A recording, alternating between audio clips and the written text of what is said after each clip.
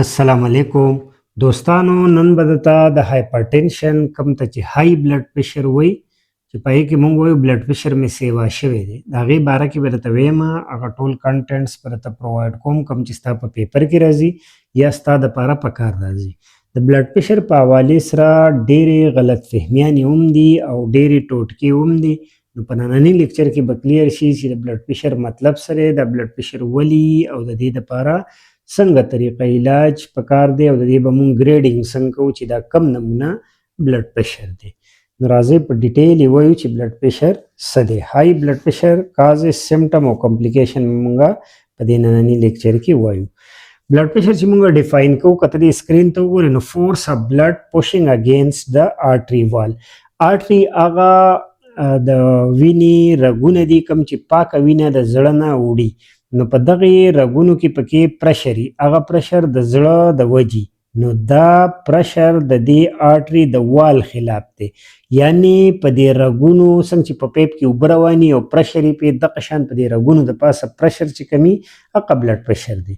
دا چې مونږ معیار کوو نو مونږ یې په څه کې وایو، مونږ وایو MM اف ایچ جي، ملي میټر اف مرکري. دا د سټینډرډ یونټ ده، خلک چې وایي 120 MM اف ایچ جي. نو MM اف ایچ جي د دې یونټ ده. دا به ته MCQs له یاد ولرئ چې MM اف ایچ جي د دې یونټ ده.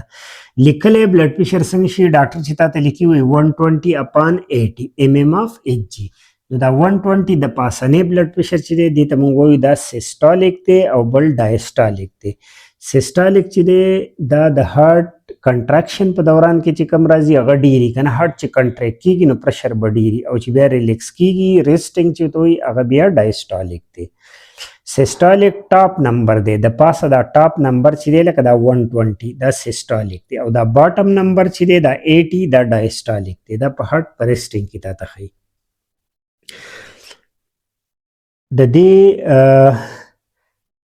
امتحان یو دا پوینټ یاد لره چې always check the unit in MCQs. ګوره نارمل بلډ پريشر سو دی لیس دین 120/80 او سره سیکوه چې MM اف ایچ جي سره لیکل. دا لیست کې پکې ډېر ضروري دی. 120/80 چې دی د دې نه کم نارمل لیخه دا یا د دې نه سیوا د بلډ پريشر نشانی ته بیا ښیي. که مونږ ووایو چې دا نارمل بلډ پريشر سره نه به لیس دین 120/80، که د 120/80 نه کم نو دا نارمل دی. اوس که 120 نه واخله 129 پورې سیسټالیک و، یعنی پاسنی بلډ پريشر، او لاندینی د 80 برابر و، نو مونږ وایو چې دا اوس ایلیویټډ دی. صحیح، دا لیست لري که ایلیویټډ دی. بیا مونږ وایو که د 80 نه 89 پورې لاندینی او پاسنی 130 نه 139 پورې، یعنی 140 ته لا نه دی رسېدلی، دا سټیج 1 دی بلډ پريشري. که چا د 139 پورې بلډ پريشر و نو ووایه چې دا اوس سټیج 1 دی، هسې خو ایلیویټډ و که نه، اوس دا سټیج 1 دی. او سټیج 2 چې د 140 نه ابو شي او د 90 نه ابو شي، نو مونږ وایو 140/90 نه که ابو وي نو دا ستا سره سټیج 2 دی. او که د 180 نه ابو شي او که د 120 نه ابو شي نو هغې ته به مونږه ایمرجنسي وایو، کرایسس به وایو، هایپرټنسیو ایمرجنسي. هغه به امیډیټ کنسلټیشن کوي. وای از اټ ډینجرس؟ دا ولې ډینجرس دی بلډ پريشر؟ بلډ پريشر ته سایلنټ کیلر هم وایي. د دې وجه دا ده چې اپن نو سیمټم، کله کله مریض ته پته یې نه چې زما بلډ پريشر دی، چې چیک کېږي پته ورته ولګي، یعنی څه سیمټم ورته راځي نه دی نارملي. نو کله کله د بلډ پريشر ډیري او دی نارملي، نو دته ځکه سایلنټ کیلر وایي، وایي دې ته خبر نه او مړی کو. may remain completely undetected for years. خلکو ته د years پورې هم پته نه. سکرینینګ ضروري دی، ته خپل بلډ پريشر چیک کوه د خپل ډاکټر سره. quietly damage blood vessel slowly over time. چې بلډ پريشر ډیري خو ستا بلډ ویسل به ډیمیج کیږي او کلونه به تیریږي او دا به انډیټیکټډ او ستا به رګونه خرابېږي. Even if you feel 100% healthy, the pressure is still destroying your artery. که ته 100% healthy بیا هم دا پرشر چې دی دا ستا آرټري رو ډیمیج کوي. سایلنټ کیلر ورته ځکه وایي چې دا ویسکولر ډیمیج کوي او اسیمټمیټیک، یعنی سیمټم یې نشته او ستا ویسل خرابوي. ریسک فیکټر یا ایټیالوجي څه د بلډ پريشر ولې کیږي؟ نو د دې ریسک فیکټر یو نان موډیفایبل دی چې ته نشي چینج کولی. لکه فیملی هیستوري دا ستا د پلار نیکه ټولو بلډ پریشر و نو ستا به مې دا ته نشي اوایډ کولی. انکریزینګ ایج او چې ایج سیوا کیږي نو بلډ پریشر به سیوا کیږي.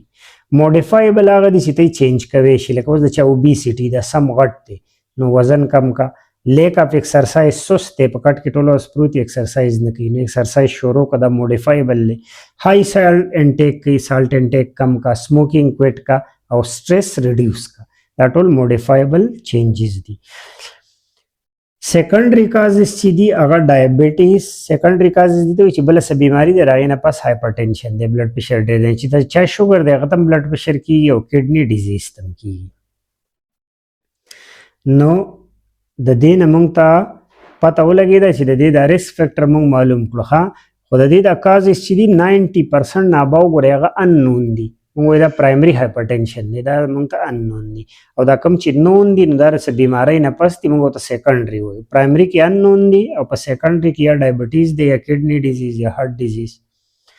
پاسبل سیمټمز چې دي کوي کله کله موږ وایو چې دا سیمټم لیسي که نه ای سیمټمیټیک سیمټم نه خو کوي نو په سر به یې دړي، چکر به ولې راځي، ډیزینس، بلډ ویژن، نظر یې سي بلډي، فټیک ستړیوالی، پالپیټیشن د زړه دړکنې تیزي.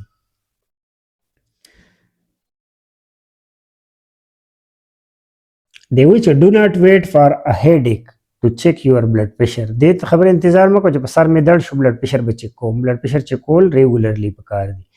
اینډ ارګن کمپلیکیشن، دا کمپلیکیشن ډیر خطرناک دی او دا د های بلډ پریشر نه کېږي. که چا بلډ پریشر های نو دته به نمبر 1 هارټ اټیک چانسز دي او هارټ فیلیر د زړه په حوالې سره، د دماغو په حوالې سره دته به سټروک کېږي او میموري پرابلم یې ډیمینشیا، او د سترګو په حوالې سره به نظر خرابېږي، ویژن لاس او ریټینل ډیمیج، یعنی سترګې به خرابېږي، زړه به خرابېږي او دماغ به خرابېږي او ګردې، کډني ډیمیج او فیلیر. نو دا اینډ ارګن کمپلیکیشنز دي د هایپرټینشن. نو څومره خطرناک کمپلیکیشن دي. د دې ډایګنوز به څنګه کوو؟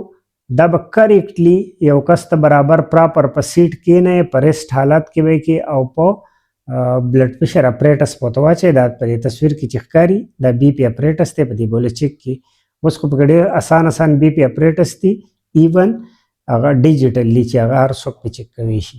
ریپیټ ریډینګ، داسې به نه وایي چې تا چاله یو پیره بلډ پریشر چیک کو او هغه تیز و ته وایې ته د بلډ پریشر بیماري، څو پیرې به ولته ریپیټډلی چیک کړي. کله کله داسې هم کېدای شي دی په سټرس کې سې وایي دی په تیزۍ سره راشي، په پوڼو سیړو کې راوخیږي بره او ته ولې بیا چیک کړي نو بیا هم ډېري، نو دې مطلب دا نه دی چې دا هایپر ټینشن دی. ریګولر مانیټرینګ چې دی دا ضروري دی. ملټیپل ریډینګ چې دی اوور ټایم هغه ضروري دی چې ته یو نه سیوا پیرې چیک کړي او په مختلف موقعو چیک کړي. منیجمنٹ 1 خو د دې دا دی چې لایف سټایل چینجز، لایف سټایل چینجز دې ته وایي چې ته بوله په لایف سټایل چې دی کوم خوراک کې کینی پاسي په هغه ژوند په هغه ترتیب کې بوله چینجز راولي. یعنی سالټ بوله ریډیوس کې، مالګه به کمه کړي، ایټ هیلدي فوډ اینډ لیمټ شوګري ډرینک، بوتلې موتلې به پې بندې کې چینیانې، او ایکسرسایز ریګولرلی. دې ته به وایي چې ډیلی فزیکل ایکټیویټي به کوئ، منډه به وهي، مینټین هیلدي ویټ، وزن به نه سیوا کوي، که سموکینګ کوي به کویټ کې، مینیج سټریس، او که څه ټینشن دي هغه به ریډیوس کړي. نو لایف سټایل موډیفیکیشن چې دی دا ډیر ضروری دی. دا ایلیویټډ بلډ پریشر دپاره میډیسن نه وي خو هغې له به دا ورکوي، بیا سټیج 1 بیا په سټیج 2 نه ایکچولي میډیسن شروع کېږي. میډیسن کله وی ډونټ ډو دیس سټاپ، ګوره دا خبره به چېرته نه کوي چې سټاپ میډیسن وین بی پی از نارمل. تا له ډاکټر دوايي راکړه، ته د بلډ پریشر مریض وي، اته 3 ورځې بعد چیک کو بلډ پریشر صحیح و، اته دوایانې پرېښودې. دوایي به پرېږدې نه، دې معنی خو دا دی چې دوایي سره ټیکې. دا ډېره غلط فهمي ده او دا ډېر خلک پرېږدي. ټیک میډیسن اونلی وین سیمټمز اکر، دا خبره هم چېرته نه کوي چې په سر مې درد و چې بیا به بلډ پریشر ګولۍ وخورم، دا څه خبره شوه، ریګولر به خوري. اګنور ریګولر بی پی چیک، دا به نه اګنور کوي، بی پی به چیک کوي. ډو دیس، دا خبرې خامخا کوه. ټیک میډیسن ریګولرلی، خپل دوايانې ریګولرلی خوره، سهار په 8 بجې دوايي خوري، روزانه په 8 بجې د بلډ پریشر دوايي خوره. کنټینیو میډیسن ایون اف فیلینګ فاین، که ته ښه مې نو دوايانې خوره. فالو ډاکټر ایډوایس سټریکټلی، ستا کارډیالوجیسټ یا فزیشن چې تا ته څه وایي هغې ایډوایس باندې عمل کوه. کیف ریګولر فالو اپ. نو معاینه کله کله کوه، ستا فیس به ځي خو ته به د مسلو نه بچ کېږي.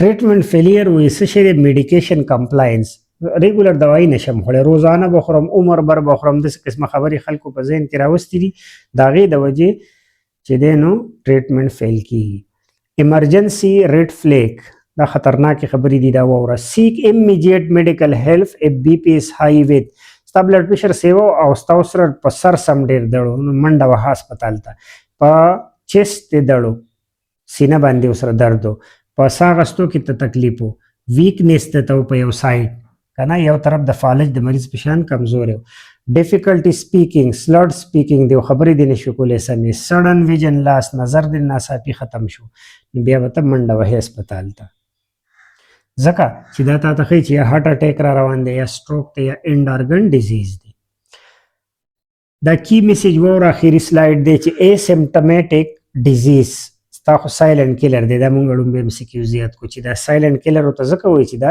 اسیمپټمیټک وي نو دا ریکوایر ارلی ډیټیکشن نو که اسیمپټمیټک دی نو پکار ده چې تی ارلی معلوم کړي څنګه به یې معلوم وي چې بی پی چیک کوي ریګولر چې بی پی نه چیک کوي بیا ته پته نه لګي ټو الاو انټرونشن ته چې دا کارونه وکړي نو انټرونشن به الاو کړي انټرونشن دې ته وایي چې ډاکټر به ته څه چینجز راولي په ډایټ کې او میډیسن به راکړي دا کارونه چې وکړي ټو پریوینټ دا به څه پریوینټ کړي ان ارګن فیلیر ستا سترګې به نه خرابېږي ستا ګردې به نه خرابېږي ستا دماغ به نه خرابېږي ستا زړه به نه خرابېږي صحیح بلډ پریشر په حوالې سره مونږ څه خبرې وکړې او دا ډېرې ضروري وي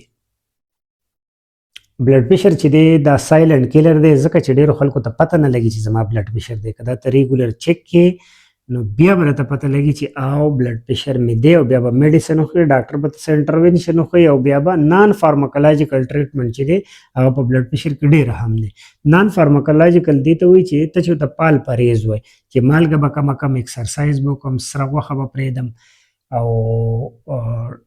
میډیسن چې ډاکټر کوم راکوي هغه به ریګولر خورم نو که ته لایف سټایل چینج کړي هغه به ډېره ضروري دویم نمبر پسې میډیسن شو होप چې دا به ما سمجھو کړی نیکسٹ لیکچر پر اجازت راکړئ الله حافظ